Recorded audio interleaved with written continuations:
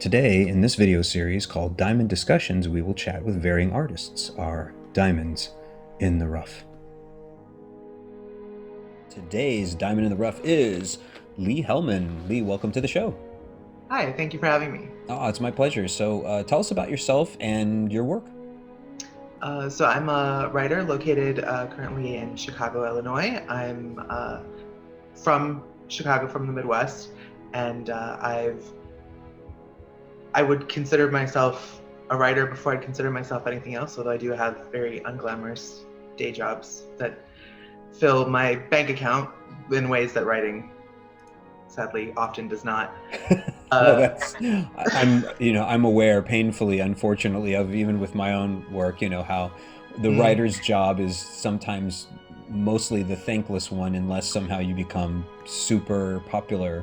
And then Yes. even then it can be a double-edged sword, pardon the pun. I'm sure you're quite aware. Yes, absolutely. That's kind of one of the tricks of the trade, but not in the kind of idiomatic sense. um, Yeah. so I have, as I said, I've written all my life, but I got my bachelor's in English in creative writing, very lucrative, of course, and I went to South Korea for 5 years. I lived there and I taught on a fellowship, and then I came back, did a master's in continuing the lucrative choice of creative writing, and since then I've been here. I wrote and published my first novel, Orbit, which is a new adult speculative fiction story, which is near sci-fi, but less, not necessarily hard sci-fi in terms of focused on the technical aspects of the hypothetical technology in the future, much more kind of character and plot based. I completely resonate with that. Like I found, Leigh, even though I am relatively new to writing, because again, I don't pull back punches and stuff and try to hide things with people. Diamond Dragons is my first book, but it doesn't mean Congratulations. that I'm absolutely new to the process of writing, because I've been a storyteller really all my life, given the fact that as an actor, as someone who then would write his own skits or poetry or other things like that, it's sort of like you're always a storyteller if you're involved in these kinds of arts. Especially actually as an actor, it's something that most people don't actually fully realize, I would say, unless they're involved in arts. Like again, for the audience members out there who are actors and they are directors and they are writers, you probably understand exactly what Leigh and I are kind of talking about here.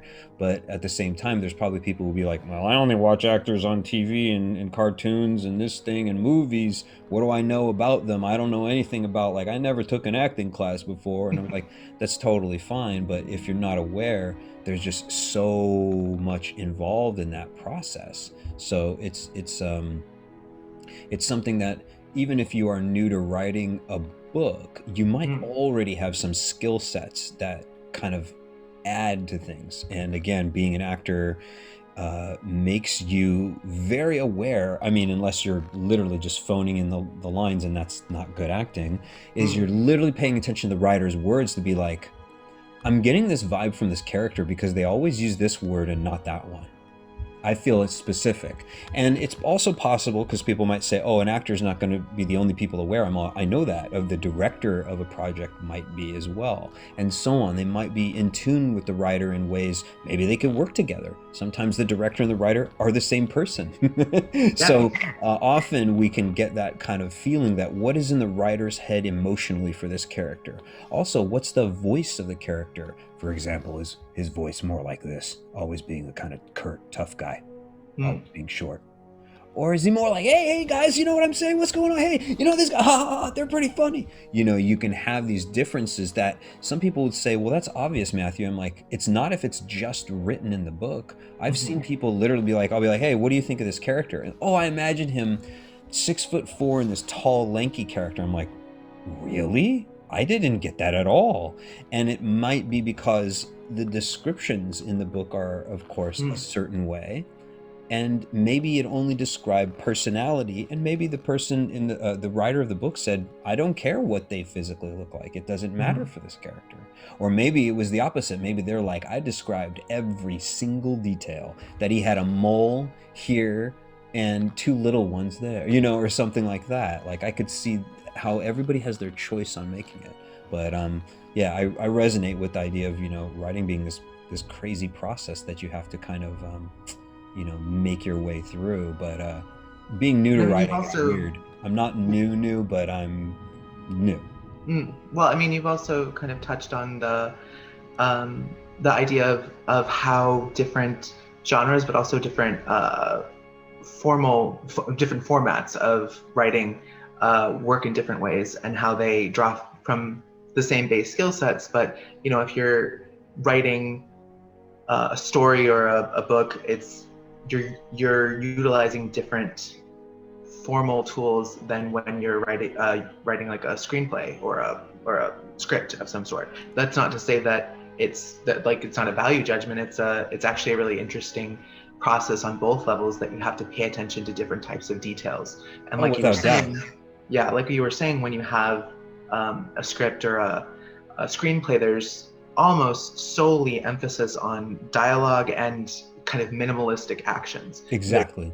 Very few descriptions of characters, and there's very few kind of internalities of characters, right? So you'll have like, Right. oh, you know, Rob sighs, or you know, Janet screams, or whatever. But everything that's kind of whatever's going on internally with the character is projected through the actor and the choices of the writer and actor and director in tandem. Whereas in a story, that can be kind of written out more explicitly, or kind of You're 100% in right. different ways. Yeah, I completely agree. If the audience is listening out there too, Lee's 100% right. So to Lee, you listen. Help you, it can. And the reason the reason you, Yoda. being is that what she's talking about is the difference in, for example, and this doesn't mean it's limited to, but it's the difference, for example, of writing a book and writing a screenplay. And I've done both in this case, with writing first the screenplay version of Diamond Dragons, and then afterwards this is the book. And one of the most key and critical differences between that is, in a screenplay, pretty much 100%, with a few exceptions, must be actionable, filmable things. In other words, if I say Leigh thought a lot about her past and how she liked chocolate, and also cats are wonderful and these things and those, and she ruminated more, and she thought, and she had an internal struggle where she didn't know, should she do this or that, that's the camera would be like, what am I going to see there? I'm just going to see, what am I going to see? I don't even know. We just described something inside Leigh. You can't film that unless maybe the director says, no, we want a physical shot of her internal organs there. And you'd be like, really? Well, why didn't you just say that? Do you see what I'm getting at? And I know Leigh does, but I'm trying to say this for the audience listening. So that's a major difference. In other words, if you see something in a screenplay, or someone's trying to write a screenplay, and you can't think immediately, how would you see that on the camera? It's probably not a good screenplay, or at least not the line that they just did. Maybe ostensibly, plausibly. There are exceptions, but most everything must be, for example, Matthew slowly walked to the table, placed his left hand on the table, took his right hand and picked up the gun and aimed it directly at Leigh's face. And then suddenly there's a line where it goes, now tell me what I want to know, or I'm going to have to do something I don't want to do. You know, and you go, okay, that's actionable. There's other actions they can do too that are a little bit more about internal emotions, but you leave that to the actors, as Leigh will know. You know what I mean? You don't tell them to cry. You find out, did your dialogue, did your writing make the actor's character break down to tears? You know, and if that happens truthfully, great, but you don't tell them to cry. Yeah. And that's actually, there's something interesting that happens. You kind of mentioned it. Something interesting happens, that when readers read something, they often will have a different idea of what a character either looks like, or even kind of how they're embodied in their mind than how the author intends. And that's of course something that, when you're working with like a screenplay, there is a lot of leeway, because you don't have those descriptions, and certainly not in any sort of way that the audience reads. It's all through the director and the actor's representations. But precisely. yeah, exactly. And so in when you're writing stories, and I'm sure you found this when you were kind of translating from a screenplay into a novel, when you're writing a story, you as an author often have a very specific idea of how a character is, or how they look, or how they're embodied. And you will put things into the text that you feel are very concrete kind of markers of those things.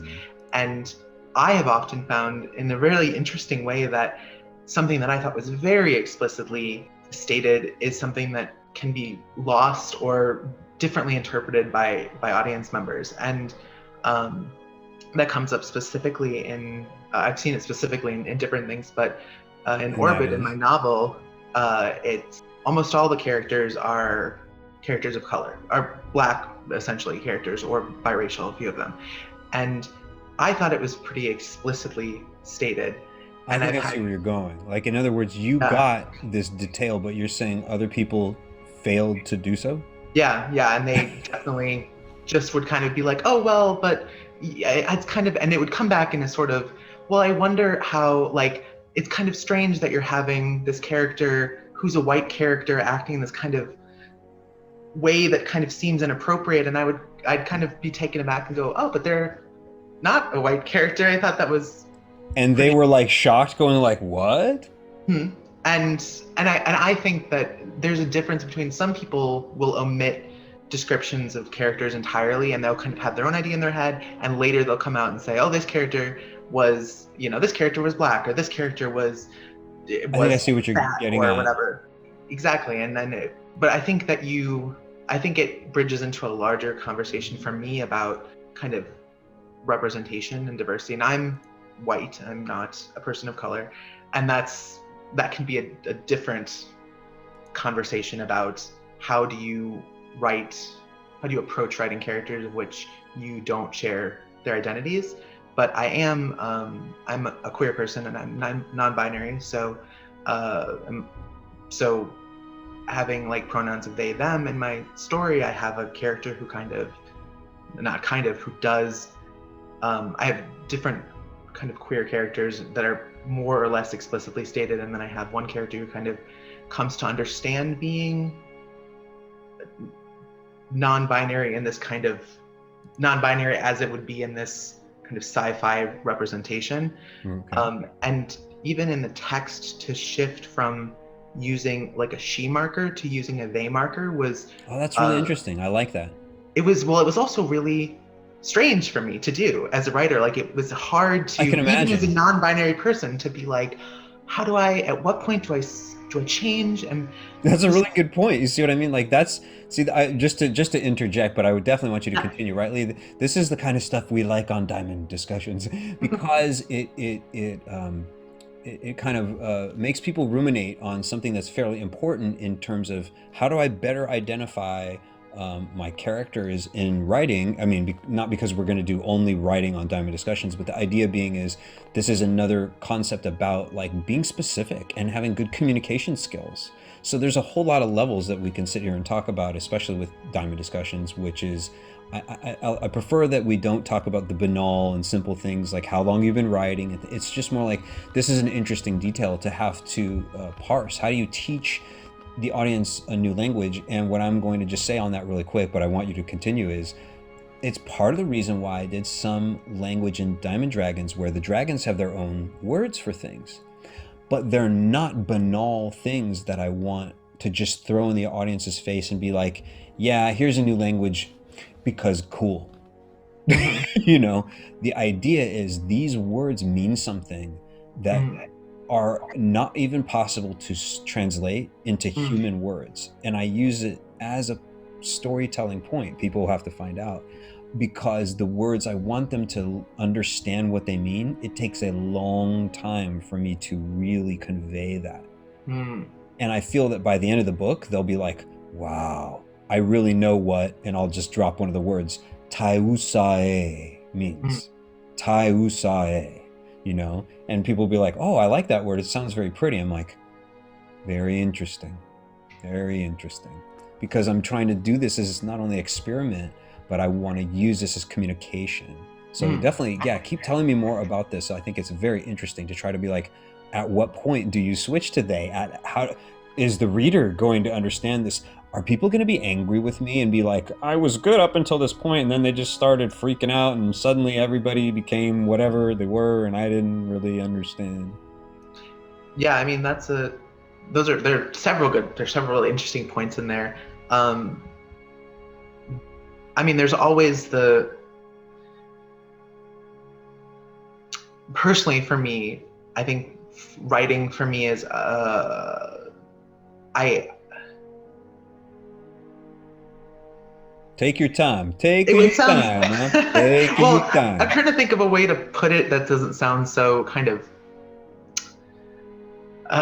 sort of trite, I suppose. Like, but uh, writing for me has always been like if I have to have something that I feel like is worth saying, and if Oh, it's I not, completely agree. I'm not trying to say, as Leigh, you shouldn't feel dumbfounded with trying to express that, but I mean, I resonate with you on this, and here's why. The story of Diamond Dragons, not again to bring it back to my work, is it is not so banal and simplistically a story about a bunch of dragons flying around trying to kill each other. You know what I mean? Like, it could have been that. I could have been like, Diamond Dragons is the Michael Bay movie of. No, it's not. I wanted to tell the story because I felt required and compelled and propelled to do so. And this came of a lot of different things going on in not only my life, but it was also about the idea that I've always been touched by cinema and books in ways that weren't about, well, that was a cool story, now on to the next one. It was more like, holy, like the music in this film just killed me, or the music and the writing in this film killed me, or holy cow, just the costuming alone, or just something, or the character, some character where you're like, wow, that's so powerful. It's never been like, wow, did you see those cool flips those guys did in that movie? You know what I mean? Sort of with Jackie Chan, but on a different level. You know, that's because of the poetry of the martial arts. But yeah, anyway, my yeah. point being is that, yeah, you should always write about something that really matters. I feel like it would be a terrible waste of time, Leigh, if we were busying ourselves writing things that we just don't care about. Yeah, I think that every story can absolutely be worth telling. I have no interest in being like, oh well, that's not like that's somehow less worthy of being told than something else. I certainly don't believe that, and I don't want to encourage that kind of sort of elitism. And that's exactly I think what you're saying as well. So there's always is a fear. You had kind of mentioned like being afraid of like, oh, audience is reacting negatively to having a non-binary character, or having queer characters, or just characters they weren't expecting. And there's always Yeah. is a fear of that. But I think that if people never encounter them, just like in real life, if you never encounter people who are different than you, you never learn kind of how broad the world is. And Precisely. Yeah, what certainly you there will say be, is totally yeah. right. We had a guest on the show, and her video is already aired, so I feel like it's proper for me to reference it. Tahani Nelson, her books offered, I would say, or not offered is not the right word, but her books had contained a sort of non-binary, or whatever you want to call it, character, I believe, or at the very least, the character was not what people would think as a typical, you know, love relationship. But it only occurred at the very ending of the book. And there was a review that you can see in the very video that I'm talking about that she showed and she shared with me, and she's like, oh, it was a 1-star review, and they just said, I wish someone had warned me that the main character was gay. And I was like, that's the excuse me while I used air quotes appropriately, that's the review. I was like, wait, that sounds like more like an opinion, you know, hold Yes. on. And then she's like, and at first it devastated me, Matthew, and I was like, oh, rightly so, I think I know what you're trying to say. And I'm like, that sucks. But then she's like, but then it was like reversal, you know, she's like, I literally threw it front and center on my website and everything. And I'm like, oh snap, you know. So the point being is, then it led to her feeling that there was more success with the book because maybe people picked it up because of that possible plausible hashtag question mark controversy. And you can use the things that are most controversial, or something where people feel very passionately about, in your favor, even though they feel like negative responses. Yeah.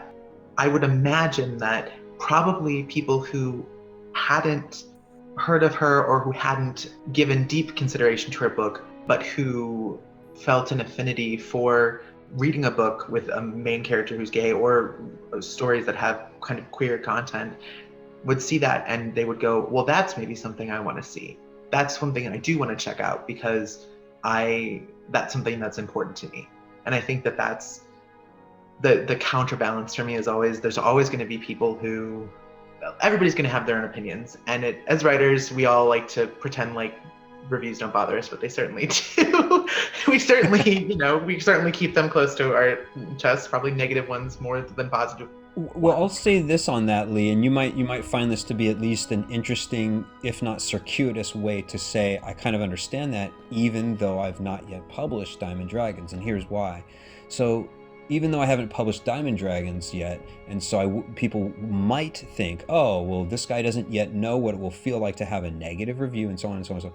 I've been a YouTube member for as long as YouTube existed, literally 2005, 2006.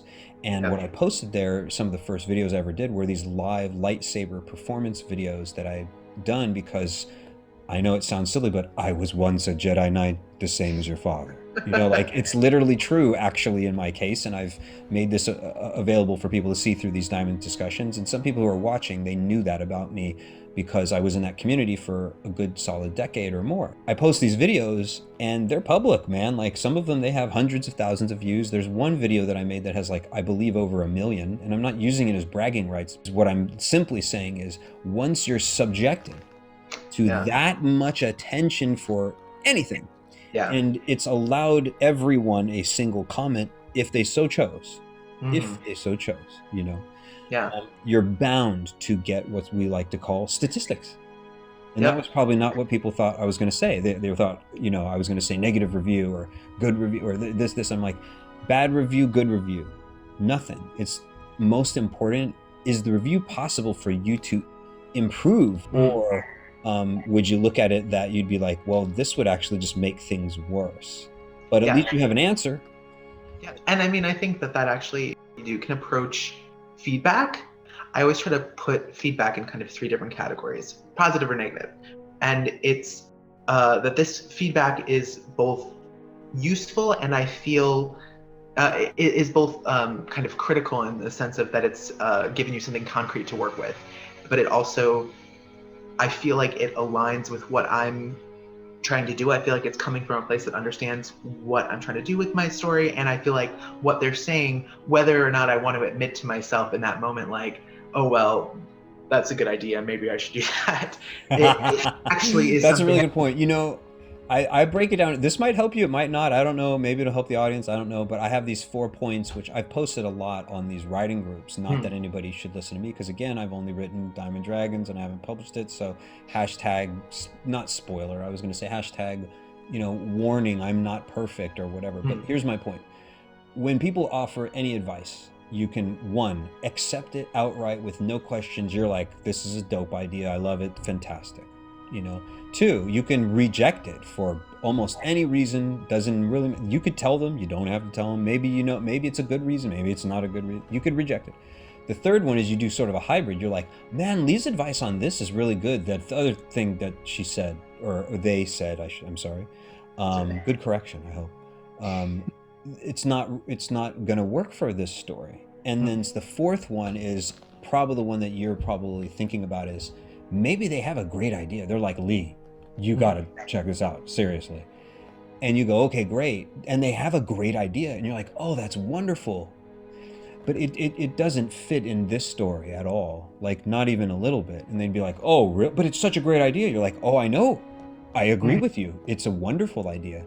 However, it's not meant for this particular story for reasons that I can either divulge to you or not. And it doesn't matter, because that's what we refer to as non sequitur. It does not follow. So I just use that all the time, and I find that some people out on the groups are privy to these things, and some just look at it and they're like, whatever, man, I don't even know, man. And I'm like, those are the only 4 moves you can make. son Yeah. or person, anybody out there. That's all you can do. That's it. Yeah. Everything else would be some kind of wiggle room inside those things, you know, accept, reject, do some kind of hybrid, like a compromise, you know.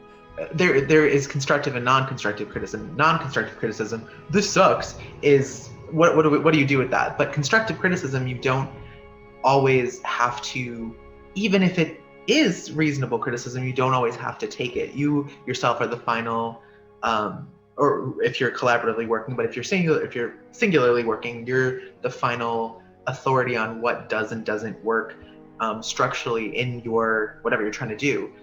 And so it's kind of a fine line that I think we always have to walk between, like, outright rejecting any advice or suggestions that might actually strengthen what we're doing. Right, because let's be honest, that's just stupidity and ego smacking you in the face over and over and you not noticing. Yeah, if you reject absolutely everything, you might want to check yourself, you know. Yes. Well, there are lots of people who feel that they don't need editors. I want to give a little shout out to editors who do thankless job in many respects, and I've worked with different editors, and all of them I've really appreciated their work, even though some of them I feel have kind of gotten my work more than others. But regardless, I think every editor I've worked with, and every editor who's a reasonable editor, tries to approach a work and go, you know, how can I strengthen this piece? And it's so crucial to have, writing is such a personal, private thing that we do kind of shut up in our own minds. And it kind of endows this sense of, like, oh, this precious thing that I must kind of, like, protect and before it, you know, gets hurt by the world. Yes, exactly. It's means the Dirty Baggins wants it. He wants the books. You know, exactly. You're like, okay, let's not go all crazy. You're releasing your work so that others may enjoy it. Like, and they're like, yeah, but it's my writing. You're like, but if they hate it, you might want to change your plans. There's this whole phrase, you catch more bees. Anyway, right? And then they're like, oh, but, you know. And I resonate with that. I totally get that some people will be like, I don't need an editor. I don't need to do draft 2, 3, 4, 5, 6, 7, 8, 9, you know, whatever. You know, and I understand also the budgetary things, you know. Yeah. Or, and this has happened to me personally when I was looking for editors, and I won't reveal all sorts of things because I have a lot to say about certain people who I should not reveal things. But anyway, I also made a post once, not that anybody would really care on this particular one and whatever, but I was like, beware of the Grammarly editors. And I will again use air quotes because maybe it's just me, but I would send these snippets to people. And what they didn't realize is I was doing it as, I don't want to say bait, but I was trying to say, well, I want to see what they would do to this because I know what's wrong with it. Yeah. And they're like, wait, what? And I'm like, what I'm telling you is I sent them, I wouldn't have released my book this way. I'm saying is I sent them things that I know were wrong. And I like did it on, like I do everything on purpose, son, you know? And they're like, why would you do that? And I'm like, think about it, HI, think about it, you know? And they're like, oh, I see. You wanted to see, like, if they didn't catch this janky stuff, maybe they are not that great of an editor. And then I could detect at different levels on which people were jank or not jank. Yeah. That's the official term too. I call it jank or not jank. Yes. Hey, thank you for playing Jank or Not Jank. I'm your host, Matthew. No, anyway, I'm being very silly. But the point is, right, though, that, like, I remember one, I mean, again, I'm not using any names, Leigh. Good. I know where y'all live. No, I'm just kidding. But right, Leigh, there's one where I was like, literally, it was this, you know, oh, good, this person's coming back with I can't wait to see it. And I go back and I'm like, oh, come on, you know, like it was literally a Seinfeld moment where I'm like, you gotta be kidding me, because all they were editing, again, the air quotes up here, were semicolons, and they were showing how I didn't put a comma here and da-da-da, and I'm like, what about the... What Yeah. about the grammar and the painfully bad, purposely executed spelling mistakes and things? Mm. And also these other places where I purposely was doing something literary where you could tell that it was run through the computer and the computer Yeah. didn't get it, even though it was absolutely appropriate. Do you see what I'm getting at? Yeah. And Well, and I mean that also is there's difference. Like different editors will do different things, and there'll be people who do line edits, like for intense certain. grammar line edits versus like structural edits. And for certain. I think the most important thing for any of us is that we find someone on both ends that we can work with, like somebody who matches our style and we match their style, and that we're on the same page about a lot of things, because an editor-writer relationship is very much a partnership, and if you're not on the same page, both sides are going to be really dissatisfied with. I love that. If you're not on the same page, I like how you throw one in there. You're good. I gotta throw one in there. You're good. I love it. No, that's great. I love it, Leigh. This is fantastic. Well, it's been a pleasure too, and I just have a few more questions because of course we can talk on these all day, which I always love, but some things must come to an end. All good things must. But in your opinion, what is your worst writer's habit? Oh, my worst writer's habit. So you can choose only one. You don't have to tell us all of them. We would be here forever for all of us. No, but it's very true. We're all our own worst critics. I think that probably there's no good way to be like, oh well, I'm just like such a perfectionist, and that's not actually what it is. I think my worst writing habit is that I will get so caught up in the ideal final product that I have in my mind before any writing has started, and I think lots of writers do this, and it will become almost insurmountable for me to like start writing, because the process of writing is, as I'm sure you know, absolutely grueling and tedious, and just like I both feel, once I write, I feel relieved and invigorated, but also like throughout the process for me it's just like pulling teeth to get it from my brain onto the page. And I think to try to stave off that process, I'll just be like, but it could just live in my head where it's perfect. I think there are two types of, I put people into kind of two very broad writer categories. They're the people who write 10 hours and they will have written 1,000 words, and then you give someone an hour and they'll have typed out 25 pages. And I am absolutely the former, and I have nothing but like deeply envious but like in awe respect at the latter. The people who are like, oh, I just typed out these 50 pages over the weekend, and I'm just like, how did you? I wish I could do it. So I'm curious, are you, which category would you put yourself in? Oh, I love that you say that too, because then that always reminds me of this phrase I use, and I think I've done this on the show already. I'm like, oh, so it's what you're saying is this is the time when you look at those people and you go, are you a good witch or a bad witch? You know, and you're like, dang it, you know, like, yeah, I'm not even sure how I would categorize myself. I would have to save that for an interview if you want to do of me. I don't know. But so, okay, you know, that's your worst habit. What's in your opinion, your best writer's habit, do you think? Part of why I'm such a slow writer is because I do edit as I go. So I will write 3 sentences and then I'll go back and like, it's not a purposeful thing. It's an unconscious thing that I do where I'll go back and I'll kind of edit them until I'm like satisfied with where every kind of word is. So it helps in a way for me to feel like once I get done with what is ultimately a first draft, it doesn't feel like a first draft. It feels like something that I can feel more confident giving to people and saying, okay, this is ready for other eyes, versus like I don't get caught up in like, oh my God, I have to like re-edit because I've already kind of done that as I've gone along. So I think I know what you're saying. I resonate with that too, is that I tend to like to write efficiently from the get-go.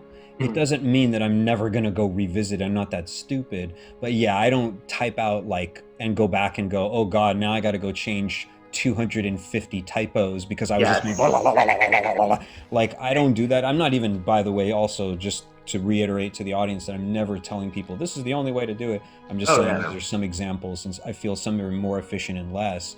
But that does, for me personally, it helps to be more efficient, that I don't want to type so fast, even if my mind's going really strong, that I'm not going to then, what if I, go to sleep, come back to it, and I go like, oh God, what was I trying to say? Like, I don't want it where the words are such a mishmash of just hurry up, my thoughts are too crazy. Then I'm like, then they might be a little too crazy for the keyboard. Why don't you just kind of either do a voice message? And this is part of why I'm even bringing this up. Otherwise, I would move on to the next question. Is this? It's important for people to know. I'm like, if the thoughts are that strong, because I've had those moments, record them. Then you go back later and you go, oh, that's right. This is what I wanted to do. Yeah. Calm down, and then you're like, ba, ba, ba, ba, ba, but you don't forget them, especially if things happen, and I think we all resonate with this, at like 3 a.m. and you literally have been asleep for maybe an hour, but your body kind of woke up, but then you were like, oh God, I'm so tired though. Oh man, I don't know. I'm just going to go to sleep. And you're like, no, write it down. Like, have you had that moment before? Yes, absolutely. I had that There you go. last night. Yeah, I've been having some inspiration literally in the last few days, at least as of this recording. I don't know when I'm actually going to be able to publish this. So people are only going to find out later, what were those 3 days, Matthew? How did you survive? What happened on the pages? Will you tell us? Anyway, so what's the worst advice you've ever been given other than being invited and agreeing to being on this show? Well, there goes my number one. I don't know if this was advice necessarily, but it was kind of a framework that some mentors of mine kind of had, of like, that there is a hierarchy of genres. Like, that if you want to be a real writer, that you should be writing literary fiction, is ultimately what it is, or that kind of not genres of, not the peasant genres, the plebeian sort of masses. And that there is not merit to stories written in those genres. And I think that that's actually a really dangerous thing to put out there, because I know what you're saying. I agree. Like, in other words, when some people are like, oh, well, if you've written horror things, then you don't know what it means to write a drama or a comedy and this, and you can't do this.